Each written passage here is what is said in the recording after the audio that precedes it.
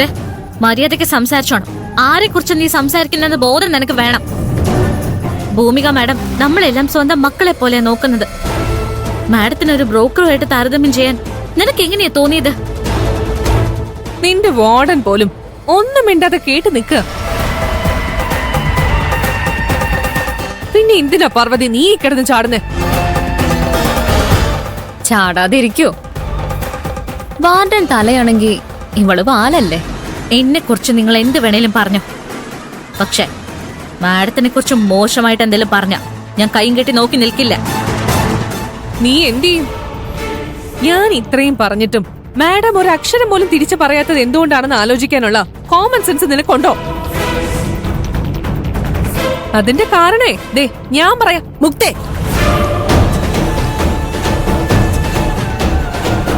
കുറെ നേരമായി ഞാൻ സഹിക്കുന്നു. നിർത്തി പോവുകയാണെങ്കിൽ പോട്ടെ എന്ന് വിചാരിച്ചാ ഞാൻ മിണ്ടാതെ നിന്നത്.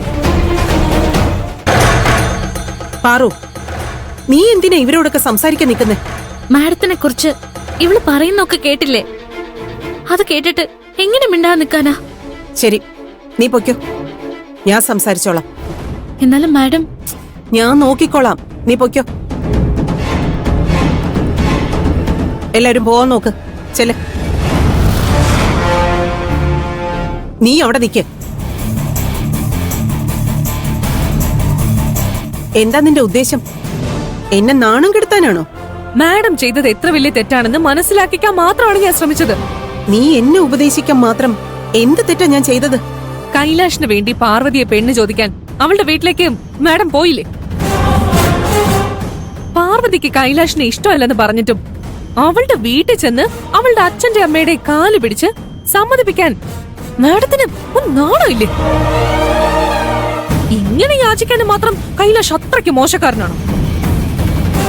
മാഡം പാർവതിക്ക് വേണ്ടി ബ്രോക്കർ പണിക്ക് ഇറങ്ങിയതുകൊണ്ട് മാത്രം എനിക്കിതൊക്കെ ചോദിക്കേണ്ടി വന്നത്. ഞാൻ എന്ത് ചെയ്യണമെന്ന് തീരുമാനിക്കുന്നത് ഞാനാ. എനിക്ക് നിന്റെ ഉപദേശത്തിന്റെ ആവശ്യമൊന്നുമില്ല. കൈലാഷ് അവന്റെ അച്ഛനോടും അമ്മയോടും പാറുവിനെ കുറിച്ച് സംസാരിക്കുമെന്ന് എനിക്ക് ഉറപ്പ് തന്നിരുന്നു. പാറു വളരെ നല്ല പെൺകുട്ടിയാ. കൈലാഷ് അവൾക്ക് ചേർന്നൊരു പയ്യനാണെന്ന് എനിക്ക് തോന്നി. പാറു ബാക്കി പെൺകുട്ടികളെ പോലെ പ്രണയിച്ച് നടക്കാൻ ആഗ്രഹിക്കുന്ന കുട്ടിയല്ല. അച്ഛനും അമ്മയും തീരുമാനിക്കുന്ന പയ്യനെ കല്യാണം കഴിക്കുന്നായിരിക്കും അവള് ചിന്തിക്കുന്നത്. അതുകൊണ്ടാ ഞാൻ അവളുടെ അച്ഛനോടും അമ്മയോടും കൈലാഷിനെ കുറിച്ച് സംസാരിച്ചത്. മാഡം ഈ ഷോ കാണിച്ചതുകൊണ്ട് ആർക്കും ഒരു ഉപകാരവും ഉണ്ടായിട്ടില്ല. മാഡം കാരണം കൈലാഷിന്റെ വീട്ടിൽ എന്തൊക്കെ പ്രോബ്ലംസ് ഉണ്ടായെന്ന് മാഡത്തിന് അറിയോ? സീതാന്റെയും കൈലാഷും തമ്മില് ഇപ്പൊ സംസാരിക്കുന്ന കൂടിയില്ല. രാവിലെ നടന്ന വഴക്ക് കാരണം കൈലാഷ് ഫുഡ് പോലും കഴിക്കാതെ വീട്ടിൽ നിന്ന് ഇറങ്ങി പോയത്. കൈലാഷിന് ഡാഡി മമ്മിയൊക്കെ ഉണ്ട്. അവൻ ആരെ കല്യാണം കഴിക്കണമെന്ന് അവന് തീരുമാനിച്ചോളും. മാഡം അതിൽ വെറുതെ ഇടപെടേണ്ട കാര്യമില്ല. അല്ലെങ്കിലും മാഡം കൈലാഷിന്റെ ആരാ? നിർത്ത്. നീ ആരാടി എന്നെ ചോദ്യം ചെയ്യാൻ? ഇനി ഒരക്ഷരം നിന്റെ വായിന്ന് വീണ ഞാൻ പ്രതികരിക്കുന്നത് വാർഡനായിട്ടായിരിക്കില്ല. പോടി എന്റെ മുമ്പിന്ന്.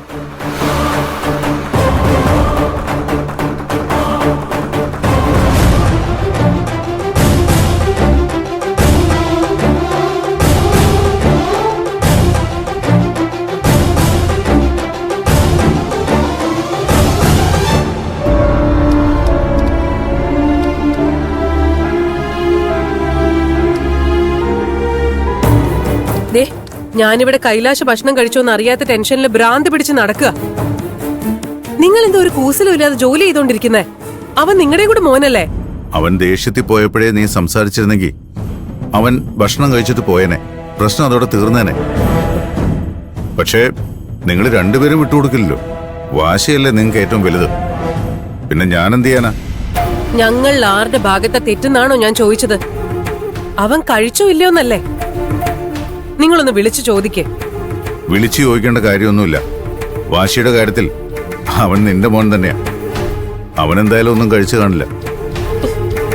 ഏത് സമയം ഇത് നോക്കി ഇരുന്നോളും. എന്താ നിന്റെ പ്രശ്നം? എന്നെ ജോലി ചെയ്യാനും സമ്മതിക്കില്ലേ? എനിക്ക് അവൻ ഭക്ഷണം കഴിച്ചോ ഇല്ലയോ എന്നൊന്ന് അറിയണം. അവനെ വിളിച്ച് ചോദിച്ചിട്ട് നിങ്ങൾ ജോലി ചെയ്താൽ മതി. എനിക്ക് അവൻ ഭക്ഷണം കഴിച്ചിട്ടില്ലെന്ന് ഉറപ്പുണ്ട്. നിനക്കറിയണമെങ്കിൽ കമ്പനി പോയി അന്വേഷിക്കുക. അവനോട് കരുതലുണ്ടെങ്കിൽ ഭക്ഷണവുമായി ചെല്ല്. അവനെ സമാധാനിപ്പിച്ച് ഭക്ഷണം കഴിക്കാൻ നിർബന്ധിക്കും. നീ പറഞ്ഞാൽ അവൻ കേൾക്കും. അല്ലാതെ എന്റെ അടുത്ത് ദേഷ്യപ്പെട്ടിട്ട് ഒരു കാര്യമില്ല. നീ ഇവിടെ നിന്ന് സമയം കളയാതെ അങ്ങോട്ട് പോയാൽ നിനക്കും എനിക്കും സമാധാനം കിട്ടും. എന്തുപറ്റി? ഈഗോ മാറ്റിവെച്ചിട്ട് മകനോട് എങ്ങനെ സംസാരിക്കണമെന്ന് അറിയില്ലേ? അപ്പോ അവൻ ഭക്ഷണം കഴിച്ചോ ഇല്ലയോ എന്ന് ആലോചിക്കാതിരുന്നാ മതി. അവൻ ചെറിയ കുട്ടിയൊന്നുമല്ലല്ലോ. സ്വന്തം കാര്യം നോക്കാൻ അവനറിയാം. നിങ്ങളോടൊക്കെ എന്റെ പ്രശ്നം വന്ന് പങ്കുവെച്ച എന്നെ പറഞ്ഞാ മതിയല്ലോ. ഞാൻ തന്നെ അവനെ പോയി കണ്ട് ഭക്ഷണം കഴിപ്പിച്ചിട്ട് വന്നോളാം.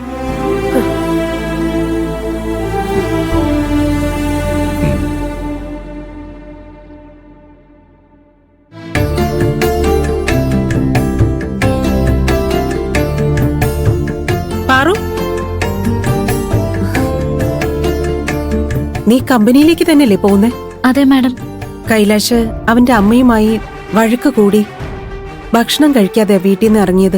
എന്തിനാ മാഡമായിട്ട് വഴക്കൂടിയത്? അറിയില്ല പാറു. എന്തായാലും അവൻ ഒന്നും കഴിക്കാതെയായിരിക്കും കമ്പനിയിലേക്ക് വരുന്നത്. ഞാനിത് അവന് വേണ്ടി ഉണ്ടാക്കിയതാ. നീ ഇത് അവനൊന്ന് കൊടുക്കാമോ? കഴിച്ചു കഴിഞ്ഞാ അവനോട് എന്നെ ഒന്ന് വിളിക്കാൻ പറയണം.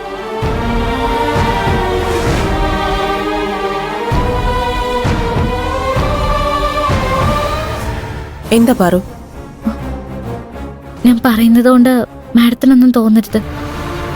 കുറച്ചു കാലം മുൻപായിരുന്നെങ്കിൽ അദ്ദേഹം കഴിച്ചിട്ടില്ലെന്നറിഞ്ഞാൽ ഞാൻ തന്നെ ഭക്ഷണം ഉണ്ടാക്കി കമ്പനിയിൽ കൊണ്ടുപോയി അദ്ദേഹത്തെ കൊണ്ട് കഴിപ്പിച്ചേനെ. പക്ഷെ ഇപ്പോ അദ്ദേഹത്തിന്റെ മനസ്സിൽ എന്നെക്കുറിച്ച് എന്തൊക്കെ ചിന്തകളാ ഉള്ളതെന്ന് മനസ്സിലാക്കിയതിനു ശേഷം എനിക്കിതെല്ലാം ചെയ്യാൻ മനസ്സ് വരുന്നില്ല. ഞാൻ അദ്ദേഹത്തിന് ഭക്ഷണം കൊണ്ടുപോയി കൊടുത്താൽ കൈലാഷ് സാർ അതിനെ മറ്റൊരു രീതിയിൽ കണ്ടെന്ന് വരും. വെറുതെ അദ്ദേഹത്തിന്റെ തെറ്റിദ്ധാരണകൾ കൂട്ടാൻ എനിക്ക് താല്പര്യമില്ല മാഡം. മാഡത്തിന് വേറെ ആരുടെയെങ്കിലും കയ്യിൽ ഭക്ഷണം കൊടുത്തു വിട്ടൂടെ? വേറെ ആരെങ്കിലും കൊടുത്താ അവൻ കഴിക്കാൻ സാധ്യതയില്ല. നീ എന്തിനാ കൈലാഷിനെ ഇത്രയും പേടിക്കുന്നത്? എല്ലാം അറിഞ്ഞിട്ടും മാഡം എന്താ ഇങ്ങനെ ചോദിക്കുന്നേ? അന്ന് ഹോസ്റ്റലിൽ വന്ന് കൈലാഷ് സാർ ഉണ്ടാക്കിയ ബഹളമൊക്കെ മാഡം കണ്ടതല്ലേ? അന്നത്തെ വിഷയത്തിന് ശേഷം ഞാൻ കൈലാഷിനോട് സംസാരിച്ചിരുന്നു. ഇനി അവൻ പാറുവിനെ ഒരു തരത്തിലും ശല്യപ്പെടുത്തില്ല. ഇനി ഇത് നീയാണ് ഉണ്ടാക്കി കൊണ്ടുവന്നതെന്ന് കൈലാഷ് തെറ്റിദ്ധരിക്കുമെന്ന് നിനക്ക് പേടിയുണ്ടെങ്കിൽ കാണുമ്പോ തന്നെ ഞാനാ ഇതുണ്ടാക്കിയതെന്നും നിന്റെ കയ്യില് തന്നു വിട്ടുന്ന് മാത്രമേ ഉള്ളൂ എന്നും പറഞ്ഞാ മതി. എനിക്ക് വേണ്ടി നീ ഇതൊന്ന് ചെയ്യ് പ്ലീസ്. അയ്യോ മാഡം, എന്നോട് അപേക്ഷിക്കാനൊന്നും നിൽക്കരുത്. തന്നോളൂ, ഞാൻ കൊടുത്തോളാം.